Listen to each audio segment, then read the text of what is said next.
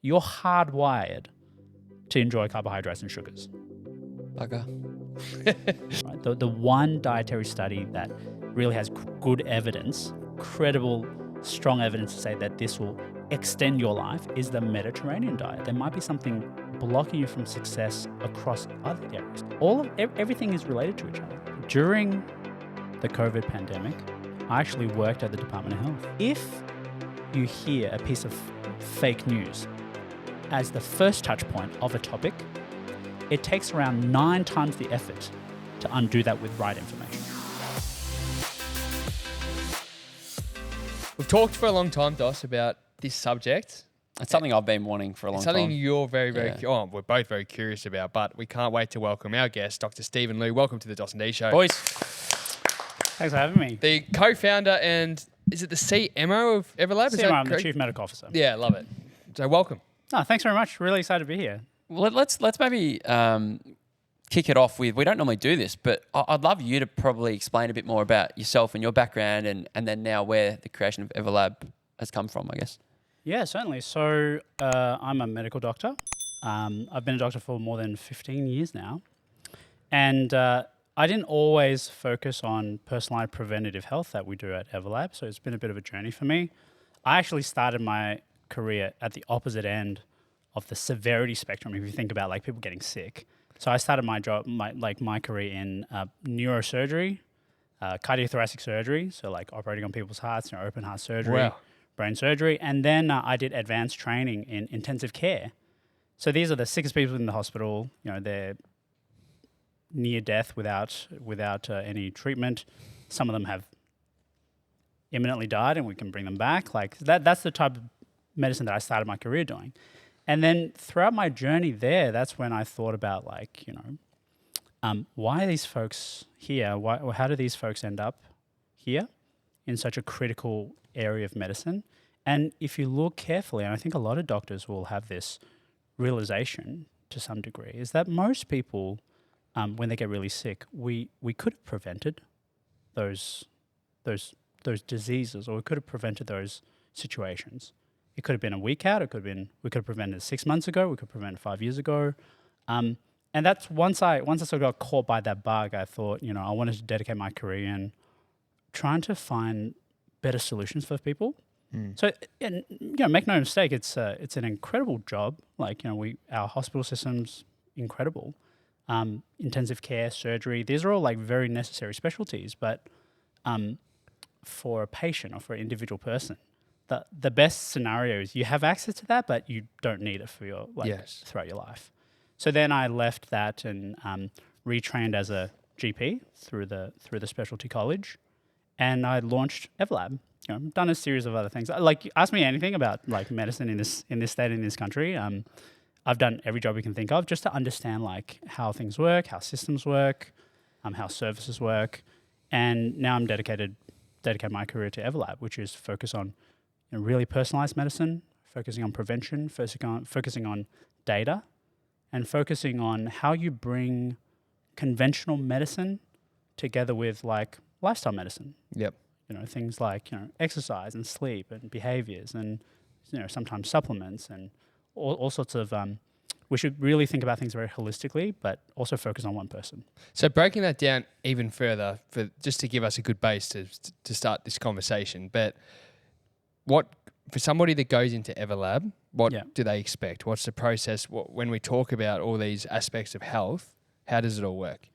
So when you come through Everlab, so then we have it on the screen now. Thanks, folks. Got the website so up. when you come through Everlab, I think it's really important to understand our process and what we believe in. So we believe that, number one, your healthcare should be driven by data. And I like to call it personalized health intelligence. If you think about your business, or if you think about your bank account, well, some folks think about their cars, right? They know how many kilometers on their odometer. They know where their next service is. They've got a checklist of all the things that the service does. And if you think about your bank account, you know the numbers, you know the interest rates. We should take a much more data-driven approach to what's really your biggest asset in your life, which is your health, right? Taking a more data-driven approach. And so what we do as you come through is we collect a lot of your historical records. So with your, with your permission, with your consent, we have a very secure system where we actually collect blood tests that you had done 6 months ago, a scan that you had done 12 months ago, right? And combined with, we proactively want to learn a lot about you, especially for younger folks. One of the things that I find is like culturally we kind of think, oh, like I'm young, therefore I'm healthy, right? We make a lot of these assumptions. I exercise, therefore I'm healthy, but we should really be much more data driven. So, for younger folks and for everybody, actually, it's really important to understand your genetics, your ethnic ancestry, right? Your family history of chronic conditions. And we put all of that data together, including down to things like, how you sleep, how you exercise, right? And we combine all of that data and we lay on top of that more specific diagnostics. So that's like blood tests that you would otherwise not be able to get. We test for close to 100 biomarkers just on blood test. And we also do other diagnostics like whole body composition studies, bone density scans, to build this really clear picture of you. I like to call it, everyone's like a different jigsaw puzzle. Yeah. You want to piece together the puzzle and look at what this picture is before you start interrogating. And so like, what is this a picture of? Before you start making conclusions. So that's our data-driven approach. And once we have that, then we can really understand what your risks are, because you might be like 25 years old, or your disease risk might be completely different to another 25-year-old, right? I see folks who are 35 who are probably not as healthy as a 55-year-old, and vice versa. So it's all about understanding the card that you were dealt sometimes. Yeah. You mentioned the biomarkers, and so Everlab providing over 100 biomarkers compared to, say, a regular GP. I go and get my bloods done, which a lot of people probably think I'll go and get my annual physical, my local GP I've got a good relationship with. I'll go and get my bloods done. I get the text message back saying everything's all good. Yeah. Comparing that to the 100 biomarkers, is that enough of a gauge to know that I'm healthy going to my local GP compared to, say, knowing that 100 biomarkers, they could actually detect something else that normally wouldn't be found? I think fundamentally, the more data, the more insights. It's not even just about just blood tests, right? It's about what questions we ask. It's about your historical records. It's about your family history. We also offer disease prevention focused genetic testing as well. As a GP, I think it's really, really important for you to have a relationship with a GP. But it's also hard to get into your GP these days. Like, I had a doctor friend who had to ping me to be like, hey, I need to see GP and I can't get into see GP. So if doctors can't get into see GPs, and we hear this, right? And it is a big talking point with the election coming up as well. And there is a point to this, which is with GPs being so busy, often they are inundated and focused on reactive care. I'm sick, this has happened, I need new scripts, I've got diabetes, my child needs vaccinations, or some of it's preventative, obviously, but they're inundated with work, a lot of which is in the realm of reactive care. People get sick and then they scramble to book an appointment. I've got stomach pain, I've got diarrhea, I've got a rash, I've got a cold, I think I've got pneumonia, right? I've got a skin infection. And it's really important to have access to reactive care, but as a downside, your GP might not have enough time because they want to make sure they can help out as many people as they can. And when we book 15-minute appointments, we don't really have the level of detail that I would love to provide, and that's what we provide at Everlab. And on the details front, there are also cultural aspects here, right? So, like I said earlier, culturally we kind of think, I'm young, therefore I'm healthy. And a lot of our members come through Everlab and they say, actually, I'm worried about something, but I go to my doctor and they do some basic blood tests, which are all normal. And they say, well, you don't have diabetes. Your blood pressure seems to be okay. Therefore, you're okay. But when it comes to the diagnostic and data, are we looking at earlier signals of disease processes? Are we appreciating disease risk, right? Because if you have a family history or you don't, that can make a big difference. And there are a lot of biomarkers that we can test that can give us more insight into our ability to predict your future And then we should be acting according to what our prediction of your future is rather than broad stroking it as a population. So even just using the word healthy, right? Yeah. What to qualify that word, has that consideration moved over time? So what we would have considered healthy 20 years ago or 50 years ago, 100 years ago, obviously probably with less data, or what we consider healthy here in Australia versus somewhere in Europe versus somewhere obviously in maybe a third world country. Where does that line? Where does it live? Do you know what I mean? Like, because you often hear people say, "Well, I'm healthy," but I'll use testosterone as an example because it's topical. But you've got healthy testosterone, but compared to 50 years ago, it's not as high as it could have been. For example, where does this all sit? Very nuanced question. Ooh, right? Very well nice done. one. Very, very, very, very nuanced question. Don't expect any more. So, I think coming back to the start of your question, right? So first of all, we should define what health is. So when we say healthcare, right? If you think about all the systems that we have in place, it's actually a sick care system. You get sick, you see someone, you're healthy, then you sort of carry on. But we actually need to focus on people's health rather than focus on when people get sick. So if you think like, it's not binary. It's not like I'm not sick, therefore I'm healthy, right? There's a big chunk in the middle, which is suboptimal health, right? So and your testosterone question sort of falls into that. So like at Everlab, we think about health across 3 dimensions. So imagine there's like 3 circles overlapping into like a overlapping Venn diagram, right? So number 1 is minimizing and minimal chronic disease. Do I have diabetes? Do I have heart disease? Do I have osteoporosis? Am I going to get cancer, right? How do we minimize? Having minimal disease is one definition of healthy, right? And minimizing your risk of disease. The second one is optimizing your function. And that's where the testosterone sort of question comes in. To say like, if your testosterone is a little bit low or considered normal for today or considered normal for your age, is that functionally optimal for you and your daily life?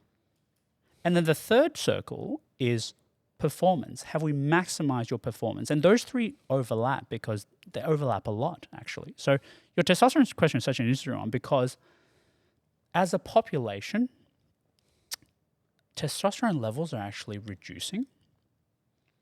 In fact, it's reducing so much that in some societies, like academic societies, so we look at it at a population level and we say we're going to shift the normal reference range because it's going down. Yeah. Right. And similar things are occurring here, such as like take fertility, for example. Yes. Average sperm counts are actually dropping over decades compared to the 60s, 50s. Average sperm counts are actually much lower. And there's a lot of like data around those trends. And I think it's important. I mean, we can't travel back in time, but it's really important for us to think about these things because fertility rates are also like reducing. And that's such an important thing for us to think about, right? Especially for young folks who might be thinking about like starting a family. And really the future of our civilization kind of depends on it, right? Which is how do we thrive and not just say, I'm not sick? And those are the things that you're probably not going to get tested for. And we need to take a much more proactive approach to profile, hey, I want to get not just confidence that I don't have active disease that I could get from my GP, but I want to get a grasp of what is my risk of disease? How am I functioning? Like, and when I say optimal function, it could be sleep, it could be breathing, right? It could be exercise, it could be fertility. Of course, it includes your kidney function, liver function. What about brain function? Am I thinking as clearly as I can? My cognitive function. These are all functional things that ultimately help you thrive in life, right? So like we want to deliver the type of health that helps you thrive in life. And testosterone and fertility, they're one aspect. For other folks, a lot of our older members, these are probably for like the mums and dads, right? As they get into their like late 40s, 50s, they need to start thinking about their physical strength, muscle mass, risk of dementia, right? Are they going to pick up their grandkids and throw them in the air? Are they going to be able to like enjoy their retirement when they want to travel and pull a 20 kilo, luggage off the conveyor belt. Like they're the things, that's all function, right? So if you can't do it, are you diseased? Well, technically, no. It depends what you call a disease. But you functioning optimally? Like maybe not. And we need to start focusing on these things really, really proactively. All right, guys, things are about to get very juicy with Dr. Stephen. We're talking longevity, health, and a couple of very juicy topics. But before we go any further, let's take a moment to thank Fleet Plan Hire Solutions. Earth moving kings. Yes. That's what they are. But like we always love, it's all about the people. It is. So the team, they're always focusing on the experience, making the experience better. And Chris and the guys, whether it's a big project or a small project, they'll look after you. So head to fbh.com.au, find out more today. Back to the episode with Dr. Stephen. You mentioned living in a thriving state. That's something so many of us are probably... We've just accepted that just our average line, I don't know what that might look like or what it might be, but to us and so many other people, especially young people too, that we don't actually understand or know if we're thriving or not. I think that's also another thing is we don't know what thriving is. Yeah. And is that because of just how we've been conditioned and taught and spoken to? I think about great grandparents over the years and they've smoked or drank alcohol and they've lived until their 90s and that kind of thing. And it's this, I should be right kind of attitude. But we still don't quite know or understand if we have even been living in a really, in an optimal way. Yeah, yeah. It's a great topic too because, a lot of young people assume that they're thriving and they're healthy because they're young, right, for example. One of the reasons why it's very hard to work out if you're thriving is because it's very subjective. You've only lived in your own body, right? You guys haven't done a Freaky Friday and just like test it out. I'd love to try it. I think if we had the ability to do that, we would really show people what thriving would feel like subjectively. So I'll give an example that I see quite often, right? A lot of folks, and we pick this up quite a lot at Everlab, a lot of folks, their thriving and their function is limited by a blocker. And that blocker could be suboptimal sleep. They say, hey, I'm sleeping 7.5 hours, I'm sleeping 8 hours. I wake up, I'm 100%, right?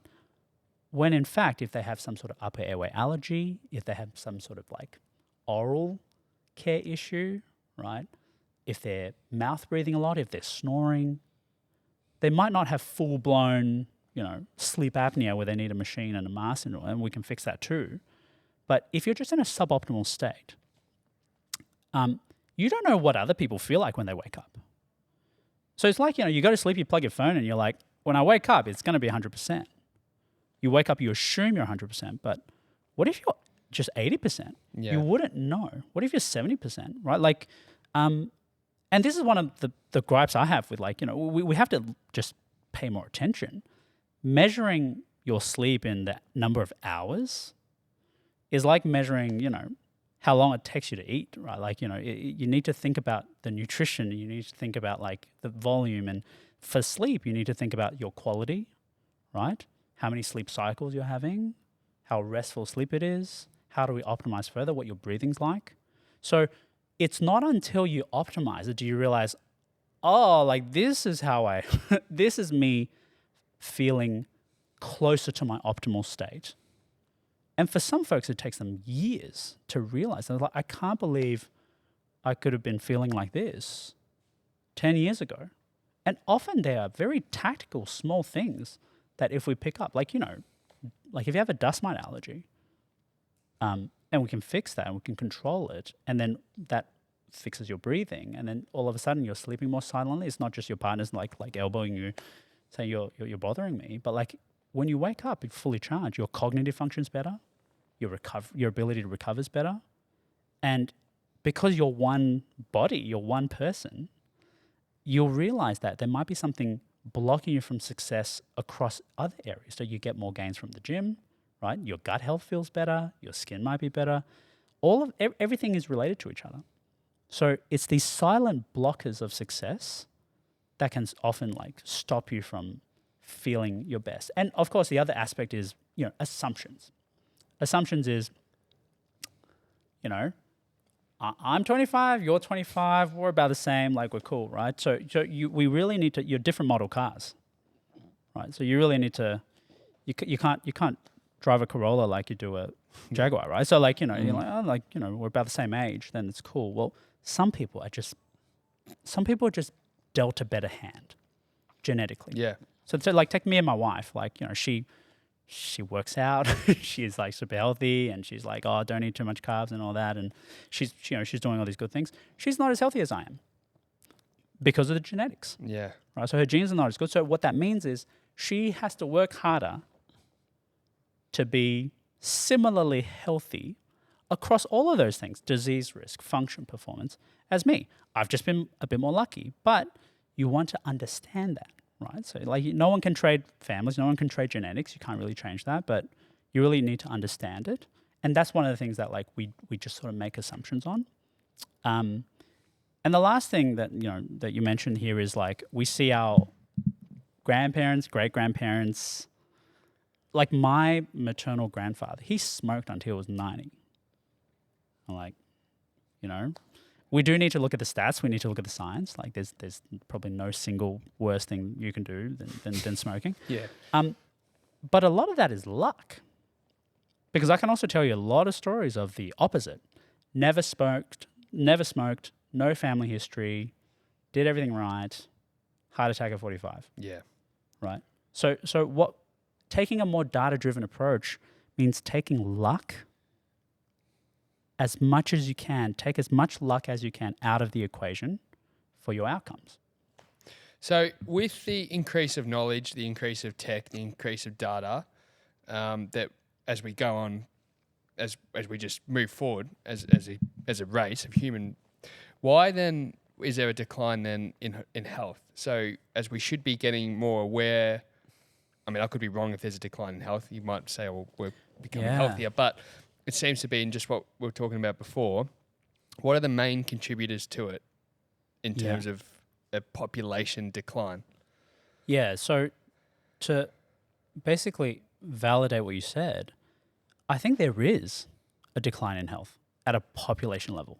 Now, we're actually living longer, right? So that's sort of like, whether you want to describe it as longevity, and that's another topic we sort of double click into, but like, as a society, if we look at, look at the stats, average life expectancy has gone up. By the way, in Australia, the life expectancy has reduced. Really? For the second time for decades, right? So I think it was last year and this year, the average life expectancy actually made a tilt backwards. Wow. Part of that's because of, I think, COVID as well. Yep. But I mean, take life expectancy aside. So we are definitely living longer than we did compared to the 60s, 70s.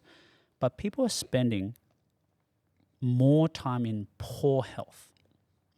We've never as a race spent as much time of your life in poor health than we ever did. Part of the reason is we're living longer.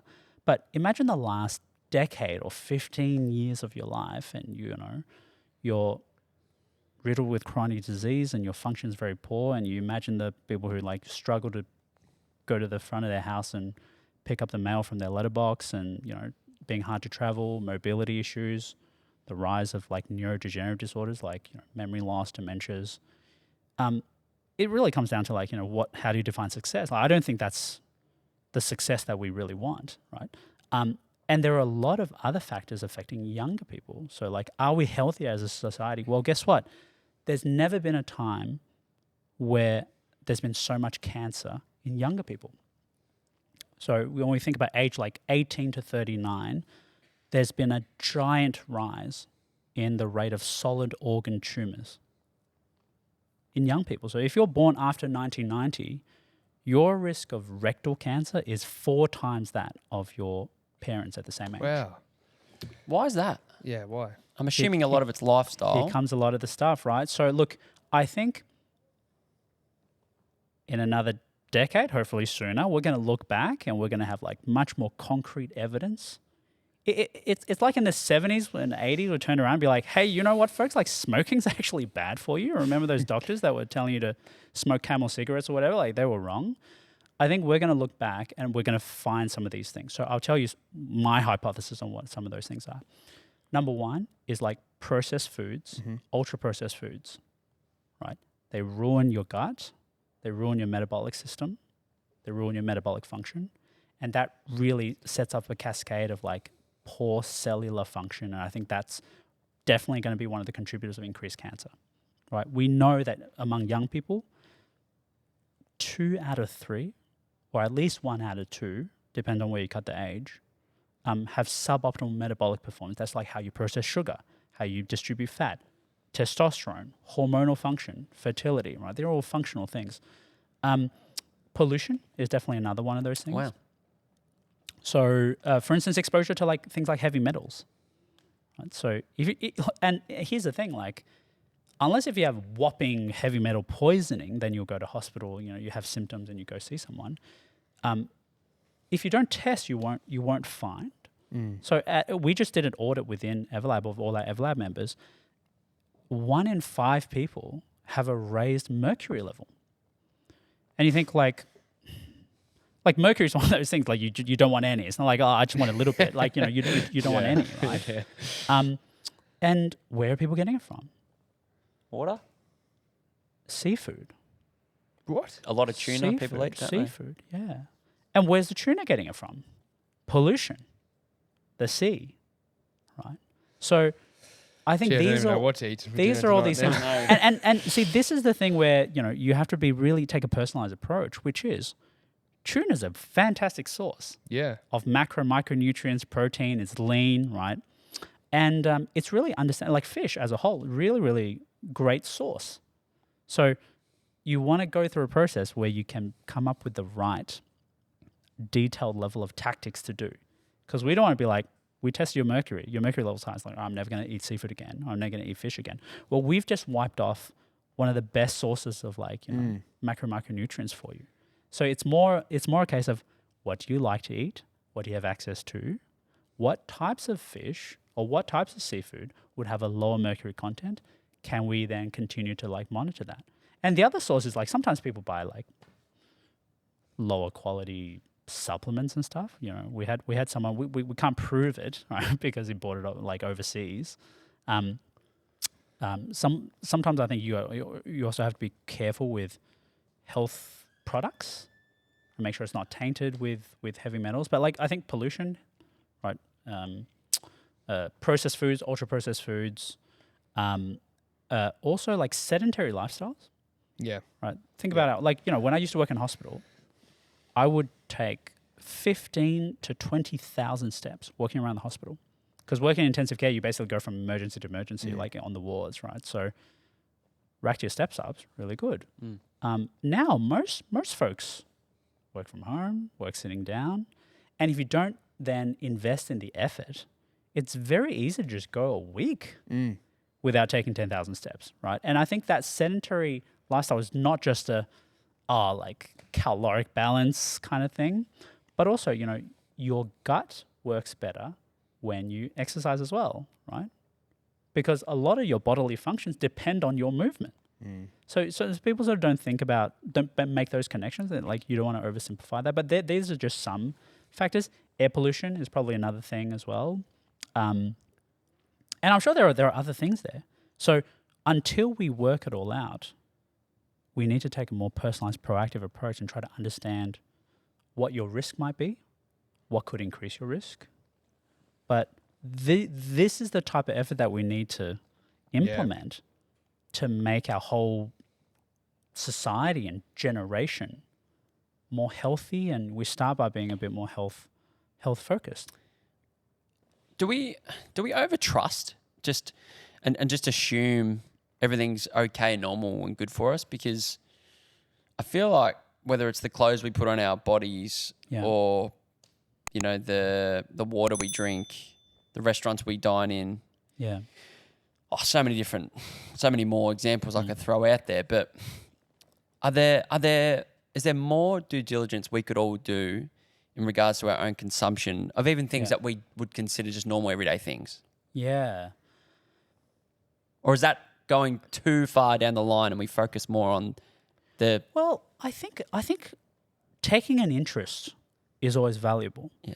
But you want to make sure your efforts are reasonable. Yeah, and one thing that we're very cautious of, and one of the key things that we deliver at Everlab, is this idea of once we understand using personalized health intelligence about one person, our job is to then give you the advice and insight to say, what are the biggest return on investment actions you can do? Because when you're well and we're trying to get people to focus on health, we're really fighting in the attention economy, right? You could listen to other podcasts, right? You could watch Netflix. We're competing with your couch, and we're competing with your, finances and job and family and all those things. So everyone has a limited amount of attention and resource. So our job is to give you a clear picture and empower you with the information, so therefore you can make the right actions to give you the biggest return on investment. So for example, and this is not like conspiracy theory type stuff, right? But if you think about the traditional food pyramid, I don't know if you guys too young to know this, right? But the traditional food pyramid, carbs and everything was the biggest. The bottom is just like giant carbs. Yeah. And was that very scientific? No, not really. I mean, a lot of that was like industry influence as well. I'm not saying there's a big conspiracy there, but I think it's good to be inquisitive and ask why. Like, why is it that we eat like this? Because if you look at the evidence, right? And by the way, dietary studies are incredibly difficult to conduct, right? The one dietary study that really has good evidence, credible, strong evidence to say that this will extend your life is the Mediterranean diet. Think about how like people in the Mediterranean regions, like Greek, type diets where it's a lot of fresh fruits and vegetables, dairy products, right? Like things like yogurt and cheeses, seafood, right? More white meat, white fish, not heavy on the carbs. So like that doesn't fit a food pyramid, but we now know these things, and I think we need to revise. But let's go one layer deeper, which is specific to you and your body and your disease risk and your function. What should we do? And also taking a bit of an experimental mindset to say, what can we try? Because there's research, and we want to be evidence informed by all the research and the data and the and the epidemiology. But when it comes to you specifically, we want to make tactical moves because the cost is very high. Your attention and efforts are really valuable. So, are you going to spend $4,000 and set up a water filtration system at your house, or should you spend those resources and attention on? Is it one particular type of exercise to increase your muscle mass or improve your aerobic fitness because you've got heart health issues, or invest in a scan that that can pick up cancers early, right? So I think that's the type of way we should be making these decisions. But on a simple note, always read the label. I think is a smart one, and just being mindful. Like for instance, you mentioned going to the restaurant. I don't think people are malicious. Right. But restaurants optimize for taste. Yeah. That's why you come back. Right. So what about the sodium level? What about the saturated fat level? Right. And also people do love you're physiologically, you're hardwired to enjoy carbohydrates and sugars. Bugger. Right. Bugger. But that can be sometimes that can be influenced too. Right. So like yes, it's also looking at like what could be like deleterious, like specific to you when you eat, and obviously then avoiding particular things, right? Like, so yes, we do make a lot of assumptions. Yes, there is a lot of assumed trust. And I think that the remedy to that is not zero trust, like, but it's trust but verify. I think, I can't remember who said that, but like, Donald Rumsfeld or something. But like, trust but verify. You want to trust that everyone has your best interests at heart, but also like, think about the incentive structures. There are ways around it, but verify it through data, verify it through logic, and also know that everyone's different. Because I get questions like this all the time, like, especially a lot of like, supplements and longevity health things. And, I find them really, really should I get a interesting. sauna or not? Like, Should I get infrared I bought sauna, right? Should I do should I do intermittent fasting, right? Should I go on Ozempic or Wegovy? And the way we should think about this, and this is how we think about it at Everlab, which is all of these things are just tools. Every tool has a place where it can maximize its value, but we shouldn't be shooting from the hip and just trying things because someone else is doing. Oh, like Oprah said, we should all eat a handful of walnuts every day. Therefore, I will eat a handful. Well, maybe it's not bad, but like, is that how we should be making decisions? Right? We should be really focused on you because guess what? With our Everlab members, some of them, I do recommend them do some intermittent fasting. Whereas others, it's the absolute wrong thing to do for them. Yeah. So it has to be like fit for purpose. So you mentioned the word being inquisitive earlier. Talk about trust.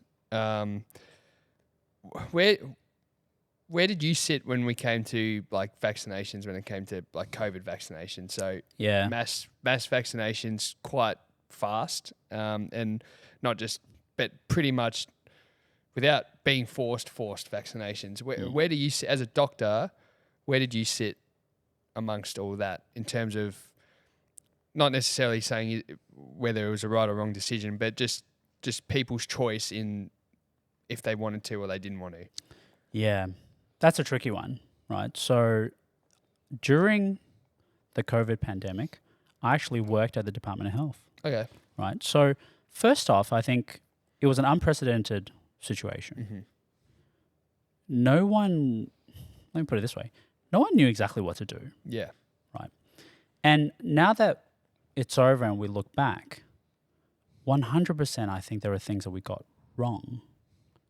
And it's not to say people got it wrong on purpose, but I think we should be open about the things that maybe we should think about, right? So there's a few things there. Number one, the vaccines. Do I support the vaccines? 100%. Did I get vaccinated? Did I get my family vaccinated, including my kids? Yes, I did. But I think these particular vaccines, did they have side effects? Yes, they did. And I think one of the things was maybe culturally at the time, it became a bit factional, which I really don't like. It should be about science and it shouldn't be about culture wars, right? We just had to be upfront about the side effects. Guess what? My subspecialties in preventive cardiology, I work with a lot of the top cardiologists in the state. We saw and we still see and we pick up folks who had cardiac problems, pericarditis, myocarditis, scarring of the muscles of your heart from COVID. Overwhelmingly, it's actually from COVID infection, some of which were caused by the vaccine. I personally saw folks who had pericarditis from vaccine. Now, would that have changed the decision to vaccinate that person? There was no way for us to preempt that. Yeah. And also, if that person did not get vaccinated and then contracted COVID naturally, the risk of getting cardiac adverse effects is actually 10x. Okay. So we did have to, I think maybe these concepts were just not very well communicated. And I think there is this is my personal view, which is I think we should make better efforts in being more transparent and communicate these things clearly, because people do generally make good decisions for themselves when presented with the right information. By the way, at that time, there was an enormous amount of anti-vaccination, false information as well. And, we have studies on these things, and this is why these platforms are so important to communicate good information and good quality information, accurate information, because here's what we know about sort of human behavior and how we process information, which is if you hear a piece of fake news as the first touch point of a topic, it takes around 9 times the effort to undo that with right information. Yeah. That's crazy. So, I'll give you an example. My mum is always on a Chinese version of WhatsApp or Facebook, right? And there wasn't a lot of Chinese-based information accurate information from proper agencies. So she was reading all this fake news that was coming from overseas. And then I had to try to go and undo that. And I can tell you, it was probably more than 9 times the effort, right? Yeah. So it was a tricky time. I think we should have been more open and transparent about it. By the way, a lot of this information we also learn after the fact. Yes. Right. So that's tricky. Now, there's another aspect here, which is the lockdowns. What is the cost of that? How do we make these calculations? It's easy for us to chat about it now. Yeah. Right? You know, hindsight's 2020. Don't worry. If we chatted about it back then, this whole thing would have been shut down. So, Yeah. But what I don't personally, I don't know if that was the right level of aggressiveness with the lockdowns. And I think for me as a doctor, if you think about the way I look after a person at Everlab, and our approach is, it's all about the outcomes, and it's all about the cost. yeah. What did the lockdowns cost? Right? I've got young kids. Right? Being time away from school, lack of development in social skills, right? Being the level of anxiety that we produced in young people. You know, I already had a wife and family, so if you lock me in my house, I'm pretty happy. But young people need to have interactions, meet people, Yeah. do some silly things together, and to have such a long period where we had this type of restrictions, I think, and it's very hard to measure the cost, right? You know, I remember we went on TV every day and said, how many lives were lost, and Yeah. I think these lives are important, but the cost is also the non-number of lives lost, based metric. There are areas that are very, very difficult to measure, like youth anxiety, right? Relationships, stress, limiting people's livelihoods, right? What is the cost of that? And I think it's I hope policymakers have learned from that, because I think it then erodes the trust. Yeah. Right. There were some good things that came out of it as well. Not the lockdowns, but for instance, the way that what happened during the pandemic is almost overnight, everyone worked out how to use Zoom and video-based conferencing, right? And what that meant for us as a service was that people were much more comfortable accessing care via video conference. Mm-hmm. So, a lot of our Everlab members live all across Australia, and they can, our doctors also live all across Australia, and a lot of our interactions are over Zoom. So, some good things came of it. Yeah. But does that answer your question? Yes, Yeah, I think so. yeah. No, it's more.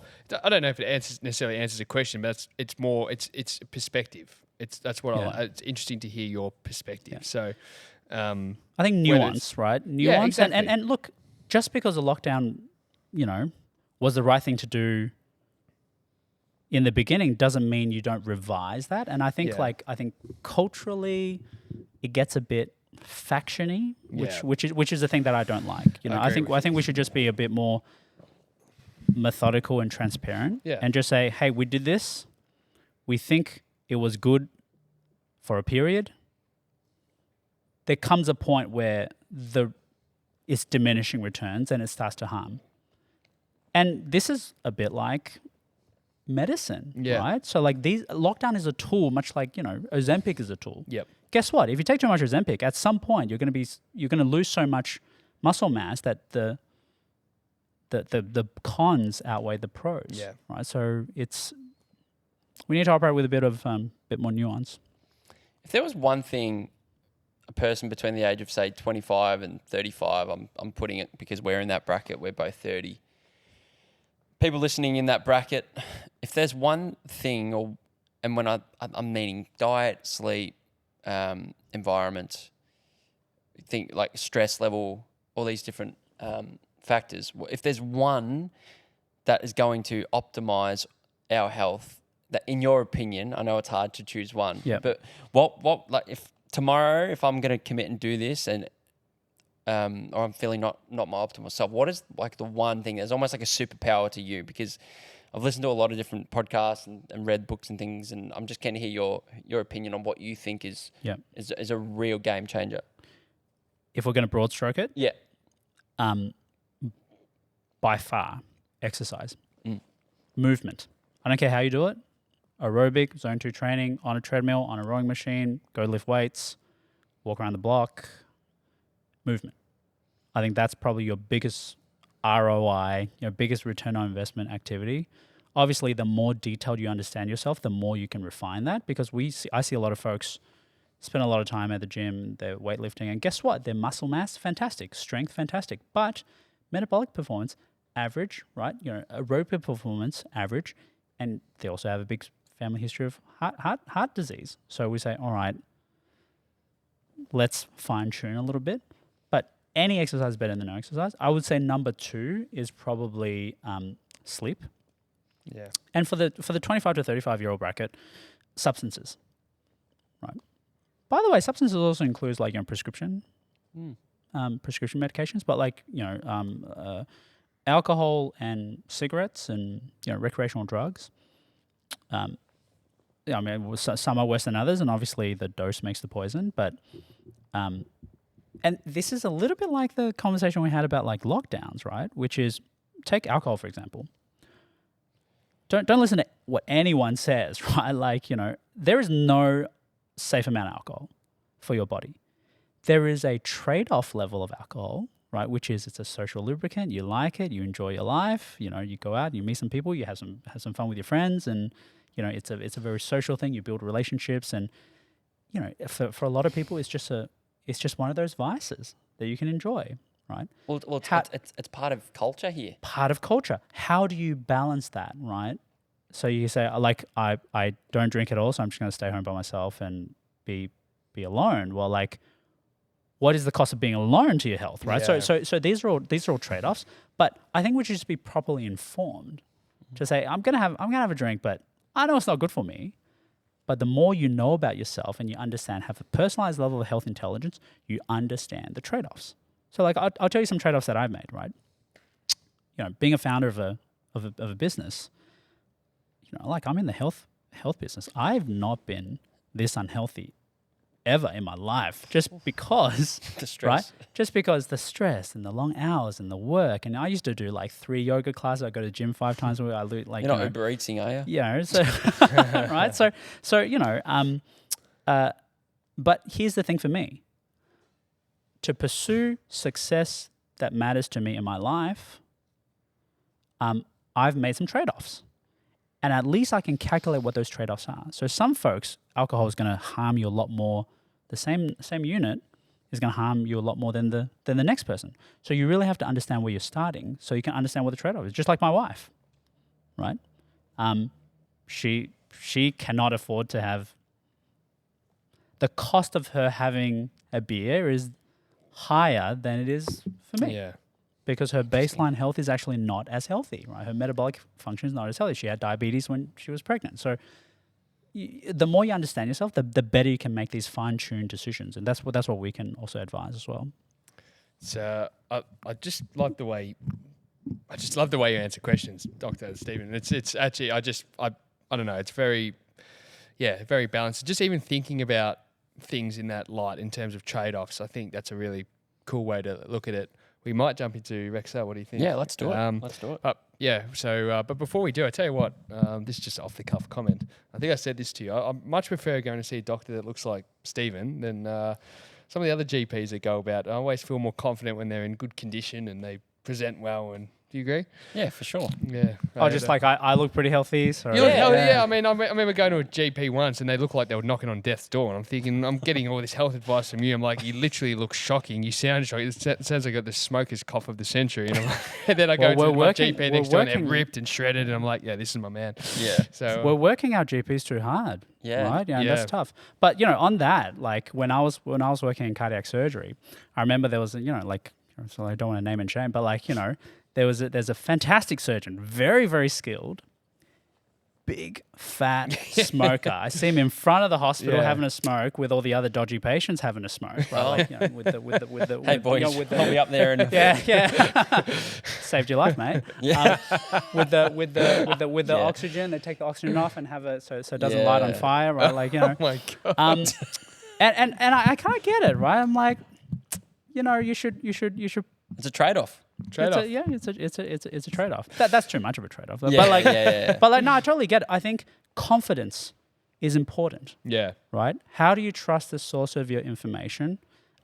Culturally, that's different. And that's what I love about younger folks as well, because you ask these questions, you have an interest, you're inquisitive, you have access to information. And I love that culturally, folks, you have to understand when you go see a doctor, the doctor works for you. Yeah. Right? But culturally, that didn't used to be the case. And I see this quite often. So like, if I have like 70, 80-year-old patients coming in, my natural way of consulting is to explain to them in a detailed way, tell them about the nuance. Let's make a shared decision together on like what is the best choice. And they usually go, just tell me what to do, doc. Yeah. Right? But I think that's not a great way to practice medicine in a very like too paternalistic a way. It kind of puts a lot on the doctor as well. And the doctor, if you don't have all the information, how can you make the best choice for a person? Right? Yes. So it's a two-way street. So that's why I think, for people who go see the doctor, like be inquisitive, and know your health matters the most to you, right? Yeah. So you have to really be the one to advocate for yourself and be empowered to understand your own health. And I think that's what democratizing knowledge and being able to give people specific health insights does. For sure.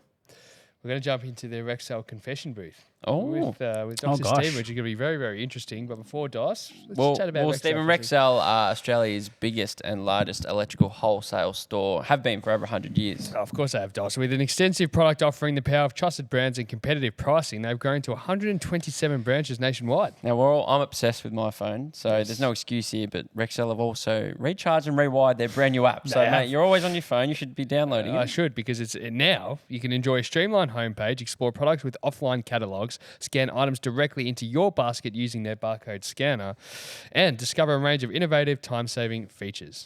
Now, this is your chance for all our sparkies out there, electricians or any tradies, to win an amazing prize. So download the app on Apple or Google before May 31st. Place a single order for Clipsal Schneider branded products totaling $300 plus GST through the app and receive a 7-piece Bizline screwdriver set and bonus Clipsal iconic screwdriver. That's not winning something. That's receiving. That's receiving. That's all you have to do. So not receiving, receiving. So anyway, but we do want to thank our friends at Rexall. We're very excited to have them on board. And what we're doing here, Stephen, in light of Rexall and the electrical wholesalers that they are, we're doing a shocking confession. So we're asking you to enter the dos&d confession booth. We've had some very interesting confessions thus far, and we'd love to know if you can confess something to us and, of course, the dos&d community. I've got a. This is a solid confession. I've just spent some time banging on about smoking bad, drinking bad. So you've got a pack of blues in your back pocket, do you? My shocking confession is I used to smoke during medical school. Really? Really? Yeah. And there's a really dodgy photo of me, I think, probably somewhere on Facebook. Facebook's probably too old. Please send it. Please send it. Yeah. Of me with booze in one hand, cigarette in the other, looking like the dodgiest person in the world. And I used to think it was really cool. Yeah. Classic uni student, though. That's probably what everyone was Sammy doing. still thinks that's a cool look, don't you, Sammy? Yeah. Like medical students, they're some of the wildest. Wildest. Oh, was there any there. big parties back in the day? Tons of Really? big parties. Yeah. And you can get prescriptions quite easily. Well, not at that time. Not at that Very time. And by the time we could write scripts, hopefully everyone sort of tames up a little bit. I'm only joking. Well, that's interesting though. Is it true that though, if you, because my parents smoked when they were younger too, before I was born, and my sisters, like you hear people talk about, once you've smoked for one period of time, you've done the damage. Is that any truth to it? There is some truth to it, but it's it's never too late to stop. Every day that you don't smoke, you move more towards health, you move away from risk. So like you should always try to, even if you reduce, right? So again, I think, it's not a binary thing. And I think we should also take a lot of shame out of it. Because if you think about like all the press out there, and again, it becomes a bit of culture wars as well to say, oh, you smoke, therefore you're gross and stuff like that. I think we should really take a lot of judgment out of it. By the way, there are tons of vices out there that are worse than smoking for certain conditions, right? So I can give you some solid examples too. But even if you reduce the number of cigarettes that you smoke, you make really quite a big difference. Wow. So imagine going from 20 to like 10, big difference. 10 to 3, big difference. So you don't have to be like, I'm down to 0 and that's the definition of success. But by all means, every cigarette is doing you some damage. I think that's actually a tagline for something, but that's true. Every cigarette is doing you damage. And trying to minimize it is a good focus, but it's not the like be all end all. Yeah.